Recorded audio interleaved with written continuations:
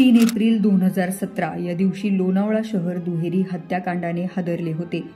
लोणावळ्यातील सिंहगड कॉलेजमध्ये शिकणारे सार्थक वाघचौरे आणि श्रुती डुमरे हे दोघेही भुशी धरणाच्या मागच्या बाजूला असणाऱ्या डोंगरामध्ये फिरायला गेले होते। त्यानंतर दोघांचेही मृतदेह INS शिवाजी जवळ सापडले होते।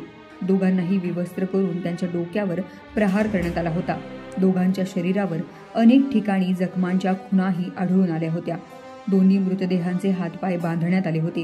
2.5 महिने झाले तरी यातील आरोपी पोलिसांना सापडत नव्हते। प्रकरणाच्या तपासासाठी SITची स्थापना करण्यात आली होती। दरम्यान तपास सुरू असताना पोलिसांच्या खबऱ्याने एका व्यक्तीने दारूच्या नशेत काही जणांकडे खून केल्याची कबुली दिल्याचं सांगितलं होतं। त्यानंतर पोलिसांनी 2.5 महिन्यांनी यातील 2 आरोपींना अटक केली होती। अटक केलेल्या आरोपींनी चोरीच्या उद्देशानं ही हत्या केल्याची कबुलीही पोलिसांच्या चौकशीत दिली होती। मात्र आता या प्रकरणात कोर्टाचा निकाल आलाय। या 2 विद्यार्थ्यांच्या हत्या प्रकरणात कोर्टाने आरोपी सलीम शब्बीर शेखची पुराव्याअभावी निर्दोष मुक्तता केली आहे। तर या प्रकरणातील दुसरा आरोपी हा अल्पवयीन होता। मात्र चोरीचे आरोप सिद्ध न झाल्याने कोर्टाने आरोपीची सुटका केली आहे। या प्रकरणात आरोपीला मोठी शिक्षा होईल अशी शक्यता वर्तवली जात होती। मात्र चोरीचा आरोप सिद्ध न झाल्याने सलीम शेखची निर्दोष मुक्तता करण्यात आली। लोणावळा येथील दुहेरी हत्याकांडमधील आरोपीला संशयाचा फायदा घेऊन सोडण्यात आलं। माझ्या मते ही बाब अत्यंत गंभीर अशी आहे, कारण हा संपूर्ण खटला परिस्थितीजन्य पुराव्यावरती आधारित होता। न्यायालयाने काही मुद्दे आरोपीच्या विरुद्ध धरले आहेत, परंतु काही मुद्दे सरकार पक्षातर्फे साबित झाले नाहीत असं म्हटलेलं आहे।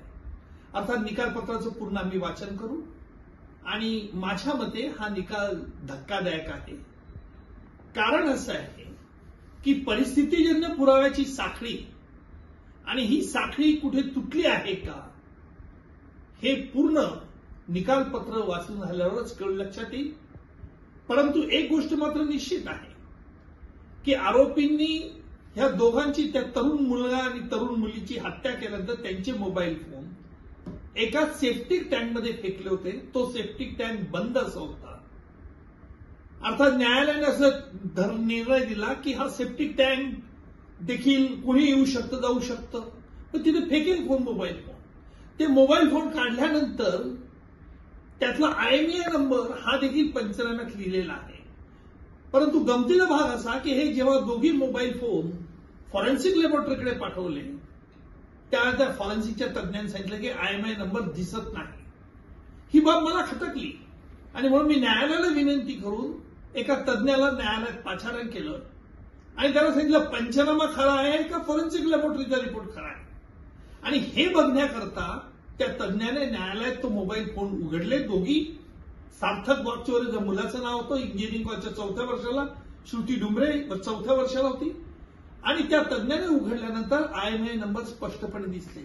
याचाच अर्थ असा की फॉरेन्सिक लॅबोरेटरीचा रिपोर्ट खोटा आहे आणि म्हणून अशा खोटेपणाबद्दल न्यायालयाने काय भाष्य केलं आहे हे बघणं देखील उत्सुकतेचं ठरणार आहे, कारण निकालपत्र पूर्ण अजून मिळालं नाही। कारण असं आहे की फॉरेन्सिक लॅबोरेटरी जर अशा तऱ्हेचा खोटा अहवाल देत असेल, कारण न्यायालयाला आम्ही हे दाखवलं की आपण बघावं IMEI नंबर आहे, पण फॉरेन्सिक लॅबोरेटरी नाही म्हणते। याचा अर्थ निष्काळीपणा आहे का हेतू पुरस्कर हे करण्यात आलं आहे, याचा छडा आम्ही लावू। सरकारला आम्ही निश्चितपणे याच्यात अपील करण्याचं सांगू, कारण माझ्या मते न्यायालयाचा निकाल हा सकृत दर्शनी योग्य नाही असं